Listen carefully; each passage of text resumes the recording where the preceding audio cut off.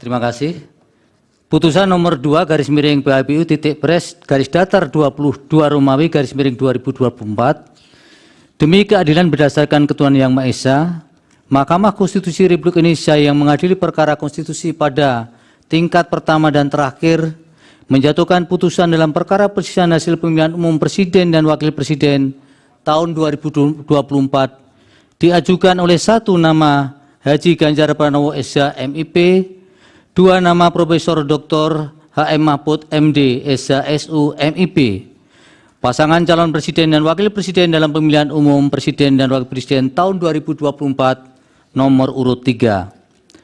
Dalam hal ini berdasarkan surat kuasa khusus bertanggal 21 Maret 2024 memberi kuasa kepada Profesor Dr. Todung M. Lubis SH LLM dan kawan-kawan, kesemuanya adalah advokat dan atau konsultan hukum yang tergabung pada Deputi Hukum Tim Pemenangan Nasional Ganjar Mahfud yang bernulis hukum di HKN L lantai 5 gedung TPN Ganjar Mahfud, Jalan Kebun Sirih nomor 40 Jakarta Pusat, baik bersama-sama atau sendiri-sendiri bertindak untuk dan atas nama pemberi kuasa. Selanjutnya disebut sebagai pemohon. Terhadap 1 Komisi Pemilihan Umum berkedudukan di Jalan Imam Bonjol nomor 29 Menteng Jakarta Pusat.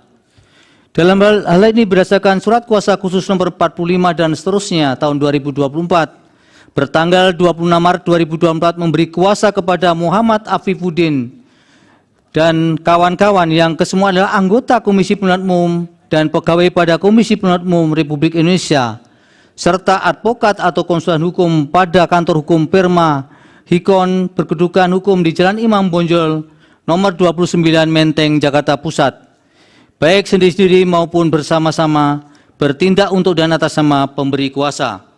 Selanjutnya disebut sebagai termohon. 2. Nama Prabowo Subianto. 1 nama Prabowo Subianto, 2 nama Gibran Rakabuming Raka, pasangan calon presiden dan wakil presiden dalam pemilihan umum presiden dan wakil presiden tahun 2024 nomor urut 2. Dalam ini berdasarkan surat kuasa khusus bertanggal 25 Maret 2024 memberi kuasa kepada Profesor Dr. Yusril Ihsamadra SH MSc dan kawan-kawan, kesemuanya adalah para advokat dan para asisten advokat yang tergabung sebagai tim pembela pasangan calon presiden dan wakil presiden Republik Indonesia Prabowo Subianto dan Gibran Rakabuming Raka pada pemilihan umum tahun 2024. Selanjutnya disebut tim pembela Prabowo Gibran yang berlama di Sekretariat Tim Kampanye Nasional atau TKN Prabowo Gibran di Jalan Letnan Jenderal S. Parman, Kapling 78 Selipi, Jakarta Barat, baik sendiri-sendiri maupun bersama-sama bertindak untuk dan atas nama pemberi kuasa. Selanjutnya disebut sebagai pihak terkait. Membaca permohonan pemohon, mendengar keterangan pemohon, membaca dan mendengar jawaban termohon, membaca dan mendengar keterangan pihak terkait, membaca dan mendengar keterangan Badan Pengawas Pemilihan Umum atau Bawaslu, membaca dan mendengar keterangan ahli pemohon, termohon pihak terkait Bawaslu, mendengar keterangan saksi pemohon, termohon pihak terkait Bawaslu, maksudnya dan Bawaslu, membaca dan mendengar keterangan Menteri Koordinator Bidang Perekonomian Republik Indonesia, Menteri Koordinator Bidang Pembangunan Manusia dan Kebudayaan Republik Indonesia, Menteri Keuangan Republik Indonesia dan Menteri Sosial Republik Indonesia, membaca dan mendengar keterangan Dewan Kehormatan Penyelenggara Pemilu atau DKPP, membaca kesimpulan pemohon, termohon pihak terkait dan Bawaslu, membaca keterangan amicus curiae dari petisi Brawijaya atau Barisan Kebenaran untuk Demokrasi, Tim Pembela Demokrasi Indonesia TPDI, dan Pergerakan Advokat Nusantara Perkat Nusantara, Aliansi Akademisi dan Masyarakat Sipil, Tonggak Persatuan Gerakan untuk Nusantara atau TOPGUN, Pusat Kajian Hukum dan Keadilan Sosial Fakultas Center for Law and Social Justice, Hukum Universitas Gadjah Mada, Panji R. Hardinoto, M. Busro Mukodas dan kawan-kawan, organisasi kemasyarakatan Dewan Mahasiswa Jusisia Fakultas Hukum Universitas Gadjah Mada, Badan Eksekutif Mahasiswa Fakultas Hukum Universitas Pajajaran, Badan Eksekutif Mahasiswa Fakultas Hukum Universitas Diponegoro, dan Badan Eksekutif Mahasiswa Fakultas Hukum Universitas Airlangga, Megawati Soekarno Putri yang disampaikan oleh Hasto Kristianto, Forum Advokat Muda Indonesia atau FAMI, Yayasan Advokat Hak Konstitusional Indonesia Yakin, Aliansi Penegak Demokrasi Indonesia ABDI, Stefanus Hendrianto, serta komunitas Cinta Pemilu Jujur Adil KCP Jurdil. Memeriksa alat bukti pemohon, termohon, pihak terkait, dan Bawaslu. Duduk perkara dan seterusnya dianggap dibacakan. Pertimbangan hukum. Menimbang bahwa sebelum mempertimbangkan lebih lanjut permohonan pemohon penting bagi Mahkamah untuk menegaskan oleh karena perkara perselisihan hasil pemilu Presiden dan Wakil Presiden aku berkaitan dengan perkara nomor 1 dan seterusnya 2024 karena berasal dari satu peristiwa hukum yang sama, yakni penyelenggaraan pemilu Presiden dan Wakil Presiden tahun 2024, sehingga pertimbangan hukum di dalam mempertimbangkan kedua permohonan diulang dalam kedua perkara tersebut antara perkara nomor 1 dan seterusnya 2024 dan perkara nomor 2 tahun 2024 saling berkaitan dan berkelindan sehingga tidak dapat dipisahkan satu dengan yang lainnya dan merupakan satu kesatuan yang tidak terpisahkan. Oleh karena itu, jika terdapat pertimbangan hukum yang terkesan duplikasi atau redundansi, maka hal tersebut adalah sesuatu yang tidak dapat dihindari oleh Mahkamah karenanya dianggap saling melengkapi antara satu dengan lainnya. Kewenangan Mahkamah. Dalam eksepsi, Mahkamah berkesimpulan eksepsi tidak beralasan menurut hukum dan Mahkamah berwenang mengadili permohonan pemohon. Tenggang waktu pengajuan permohonan, Mahkamah juga berkesimpulan permohonan diajukan masih dalam tenggang waktu yang ditentukan oleh peraturan perundang-undangan. Kedudukan hukum pemohon, Mahkamah juga berkesimpulan bahwa pemohon memiliki kedudukan hukum untuk mengajukan permohonan. Oleh karena itu, eksepsi yang terdapat dalam permohonan aku dianggap tidak beralasan menurut hukum. Menimbang bahwa oleh karena eksepsi termohon dan eksepsi pihak terkait tidak beralasan menurut hukum, selanjutnya Mahkamah akan mempertimbangkan pokok permohonan. Dalam pokok permohonan, menimbang bahwa dalam permohonannya pemohon memohon pembatalan keputusan KPU 360/2024 tentang penetapan hasil pemilihan umum Presiden dan Wakil Presiden, anggota Dewan Perwakilan Rakyat, Dewan Perwakilan Daerah, Dewan Perwakilan Rakyat Daerah Provinsi dan Dewan Perwakilan Daerah Kabupaten Kota secara nasional dalam pemilihan umum tahun 2024 bertanggal 20 Maret 2024 dengan alasan-alasan yang setelah Mahkamah cermati dari keseluruhan berkas permohonan pemohon dapat dirumuskan dan dikelompokkan dalam pokok-pokok alasan sebagai berikut, selengkapnya termuat dalam bagian duduk perkara, angka 1 sampai dengan 10 dianggap diucapkan. Terhadap masing-masing dalil tentang ketidakefektifan, dan keberpihakan instrumen penegak hukum pemilu tersebut, maka mempertimbangkan sebagai berikut. Dalil pemohon mengenai DKPP melindungi termohon dengan cara tidak mengindahkan putusannya sendiri adalah tidak beralasan menurut hukum. Sementara itu, dalil pemohon mengenai anggapan adanya ketidakefektifan dan tidak netralan Bawaslu dalam menegakkan hukum pemilu pada pemilihan Presiden dan Wakil Presiden tahun 2024 juga adalah tidak beralasan menurut hukum. Berdasarkan seluruh pertimbangan hukum, dalil pemohon yang menyatakan terdapat ketidakefektifan dan keberpihakan instrumen penegak hukum pemilihan umum Inkasu Bawaslu dan DKPP adalah tidak beralasan menurut hukum. Dalil pemohon yang menyatakan terjadi intervensi Presiden dalam perubahan syarat pasangan calon dan dalil pemohon mengenai dugaan adanya ketidaknetralan termohon dalam verifikasi dan penetapan pasangan calon yang menguntungkan pasangan calon nomor urut 2 sehingga dijadikan dasar bagi pemohon untuk memohon agar Mahkamah membatalkan atau mendiskualifikasi pihak terkait sebagai peserta pemilihan umum Presiden dan Wakil Presiden tahun 2024 adalah juga tidak beralasan menurut hukum. Dalil tentang Presiden Joko Widodo melakukan abuse of power dalam bentuk memanfaatkan anggaran pendapatan dan belanja negara atau APBN untuk menjalankan program bantuan sosial yang dipolitisasi dengan tujuan memengaruhi pemilih untuk pemilihan pasangan calon presiden dan wakil presiden nomor 2 tidak beralasan menurut hukum. Dalil pemohon tentang penyalahgunaan automatic adjustment tidak juga Mahkamah berkesimpulan tidak beralasan menurut hukum. Dalil pemohon mengenai peningkatan pesat pembagian bansos di masa pemilu presiden dan wakil presiden tahun 2024 Mahkamah juga berkesimpulan yang sama sebagaimana di permohonan nomor 1 tidak beralasan menurut hukum. Demikian juga dalil pemohon perihal dengan politisasi yang dilakukan Menteri Perdagangan Zulkifli Hasan dan kemudian terjadinya politisasi pembagian bansos secara masif di seluruh penjuru Indonesia selama periode pemilu presiden dan wakil presiden tahun 2024, Mahkamah juga berkesimpulan tidak beralasan menurut hukum.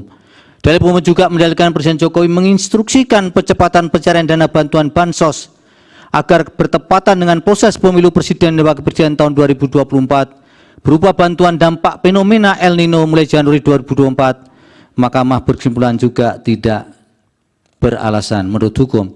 Sementara itu yang terakhir berkaitan dengan penjangkaran atau anchoring ide di masyarakat melalui program bansos pada pasangan calon nomor 2 atau pihak terkait adalah pasangan calon yang didukung oleh Presiden Jokowi juga tidak beralasan menurut hukum. Menimbang bahwa selanjutnya pemohon mendalilkan nepotisme yang dilakukan oleh pemohon Jokowi dan melahirkan abuse of power yang terkoordinasi melalui Kementerian Negara dan pemerintah daerah, aparat keamanan dan kepolisian negara Republik Indonesia, dan Tentara Nasional Indonesia, aparatur desa, serta organisasi atau asosiasi tingkat nasional dan daerah terhadap dalil pemohon aku sebelum Mahkamah mempertimbangkan lebih lanjut masing-masing uraian peristiwa atau kejadian yang dijadikan dasar argumentasi oleh pemohon. Mahkamah berpendapat dalil-dalil pemohon aku adalah tidak beralasan menurut hukum. Berkenaan dengan dalil terkait abuse of power, baik di tingkat pemerintah pusat, pemerintah daerah, dan pemerintah desa yang melibatkan pejabat dan ASN di Kementerian Negara, Kementerian dan pemerintah pusat, pemerintah daerah, aparat keamanan dan Polri dan TNI, aparatur desa serta organisasi atau asosiasi tingkat nasional dan daerah dalam bentuk memberikan dukungan dan keperpihakan dengan tujuan memenangkan pasangan calon nomor 2, Mahkamah tidak memiliki keyakinan adanya pelanggaran pemilu dalam kegiatan dimaksud serta korelasinya dengan perolehan suara salah satu pasangan calon, sehingga Mahkamah tidak mempertimbangkan lebih lanjut. Berdasarkan pertimbangan hukum di atas, Mahkamah berpendapat dalil-dalil pemohon aku adalah tidak beralasan menurut hukum. Berdasarkan uraian pertimbangan hukum tersebut di atas, dalil-dalil pemohon berkenaan dengan nepotisme yang dilakukan oleh Presiden Joko Widodo dan melahirkan abuse of power yang terkoordinasi dengan tujuan memenangkan pasangan calon nomor 2 dalam satu putaran pada pemerintah pusat dan seterusnya adalah tidak beralasan menurut hukum. Menimbang bahwa selanjutnya berkaitan dengan pelanggaran prosedur pemilihan umum. Dalil mengenai siaran pers aku berkaitan dengan siaran pers yang disampaikan oleh Bawaslu. Dalam perspektif ini atau konteks ini, dalil mengenai siaran pers aku bukan merupakan proses yang harus dipermasalahkan lagi, karena sepenuhnya merupakan tanggung jawab Bawaslu dan sebagian besar telah ditindaklanjuti. Berdasarkan uraian pertimbangan hukum, menurut Mahkamah, dalil-dalil pemohon mengenai adanya pelanggaran prosedur pemilu adalah tidak beralasan menurut hukum untuk seluruhnya. Menimbang bahwa berdasarkan uraian pertimbangan hukum di atas, Mahkamah berpendapat permohonan pemohon tidak beralasan menurut hukum untuk seluruhnya.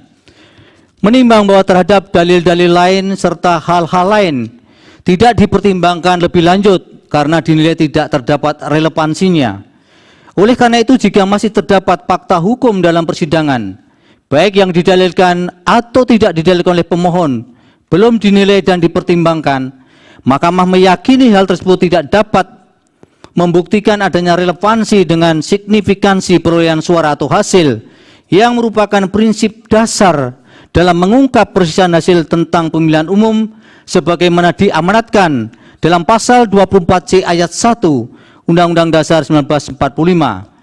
Dengan demikian, putusan yang dijatuhkan Mahkamah aku adalah putusan yang dipandang telah tepat berdasarkan bukti-bukti dan fakta hukum dalam persidangan dan telah memenuhi prinsip-prinsip hukum dan keadilan sebagaimana dimaksud dalam pasal 24 ayat 1 Undang-Undang Dasar 1945.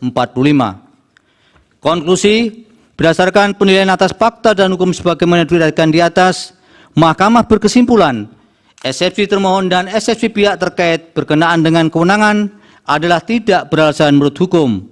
Mahkamah berwenang mengadili permohonan aku permohonan diajukan masih dalam tenggang waktu yang ditentukan oleh peraturan perundang-undangan, pemohon memiliki kedudukan hukum untuk mengajukan permohonan aku, eksepsi termohon dan eksepsi pihak terkait berkenaan dengan pokok permohonan adalah tidak beralasan menurut hukum.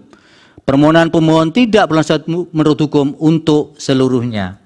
Berdasarkan Undang-Undang Dasar Negara Republik Indonesia tahun 1945, Undang-Undang Nomor 24 tahun 2003 tentang Mahkamah Konstitusi, sebagaimana telah diubah terakhir dengan Undang-Undang Nomor 7 tahun 2020 dan seterusnya dianggap dibacakan, amar putusan mengadili dalam eksepsi, menolak eksepsi termohon dan eksepsi pihak terkait untuk seluruhnya. Dalam pokok permohonan, menolak permohonan pemohon untuk seluruhnya.